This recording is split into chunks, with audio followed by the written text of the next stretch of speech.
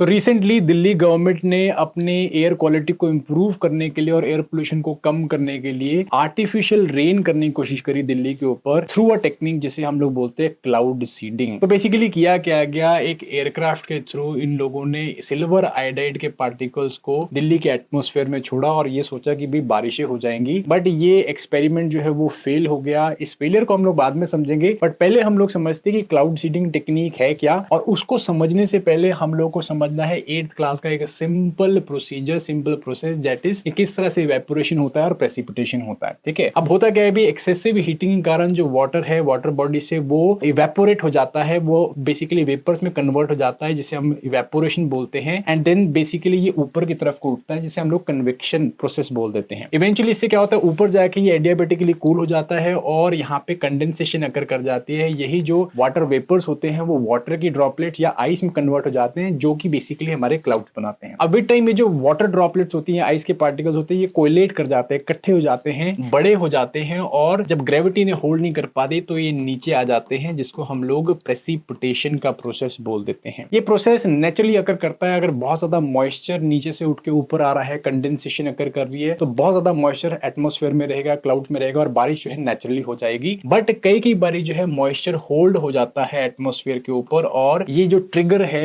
बारिश का, प्रेसिपिटेशन का, ये अकर नहीं करता है। यहाँ पे हम लोग क्लाउड सीडिंग की टेक्निक का इस्तेमाल करते हैं। सो बेसिकली क्लाउड सीडिंग का मतलब क्या है, क्लाउड्स को सीड करना। किस चीज से हम लोग सीड कर रहे हैं, हम लोग जो है यहाँ पे कंडेंसेशन न्यूक्लियाई डालते हैं, जैसे कि सिल्वर आयोडाइड हो गया, जैसे कि पोटेशियम आयोडाइड है, या जैसे ड्राई आइस है। तो ये बेसिकली क्या करते हैं, ये क्लाउड्स के अंदर वो इंपॉर्टेंट न्यूक्लियाई का काम करते हैं जिसके आसपास में वाटर के मॉलिक्यूल्स जो है वो इकट्ठे हो जाते हैं, और इकट्ठे होने से क्या होगा, ग्रेविटी इनको होल्ड नहीं कर पाती और ये वाटर के मॉलिक्यूल्स नीचे आ जाते हैं, जिससे कि बारिश हो जाती है। तो basically this is an artificial way to create rainfall. अब इसे अलग अलग तरीके से किया जा सकता है। इन कंडेंसेशन न्यूक्लियाई को अलग अलग तरीके से हम लोग क्लाउड्स में पहुंचाते हैं, जैसे कि हम लोग या तो इसे एयरप्लेन्स के थ्रू पहुंचा सकते हैं, या ड्रोन्स के थ्रू, या रॉकेट्स के थ्रू, या इस तरह के हम लोगों ने जनरेटर्स भी लगा रखे हैं जो कि इस तरह के पार्टिकल्स को ऊपर पहुंचाते हैं। इस टेक्निक के बहुत सारे यूज केसेस हैं, जैसे कि हम लोग ड्राई कंडीशंस में बारिश कर सकते हैं, जिससे हम लोग इरिगेशन या एग्रीकल्चरल पर्पसेस को यूज किया जा सकता है। एंड जैसे कि दिल्ली गवर्नमेंट करने की कोशिश करी थी कि भी जो पोल्यूशन है, एयर पोल्यूशन है स्पेसिफिकली, पर्टिकुलर मैटर है, उसको रिड्यूस किया जा सकता है। और सोचने वाली बात है कि दिल्ली गवर्नमेंट का ये एक्सपेरिमेंट फेल क्यों हो गया। It is precisely because of the atmospheric condition जो कि नॉर्थ इंडिया में चल रही हैं। अब अक्टूबर नवंबर का महीना ऐसे होता है जहां पे नॉर्थ इंडिया से मानसून कंप्लीटली रिसीड कर चुका होता है और ये बिल्कुल ड्राई कंडीशंस होती हैं, और क्लाउड सीडिंग होने के लिए एटलीस्ट 20% मॉइस्चर जो है एटमॉस्फेयर में होने चाहिए। दैट मींस किसी तरह का मॉइस्चर, किसी तरह की क्लाउडी कंडीशंस होनी चाहिए, तभी जो है ये प्रोसीजर काम करता है। और प्रिसाइसली यही चीजें जो है एब्सेंट थी, जिस करके ये प्रोसेस फेल हो गया।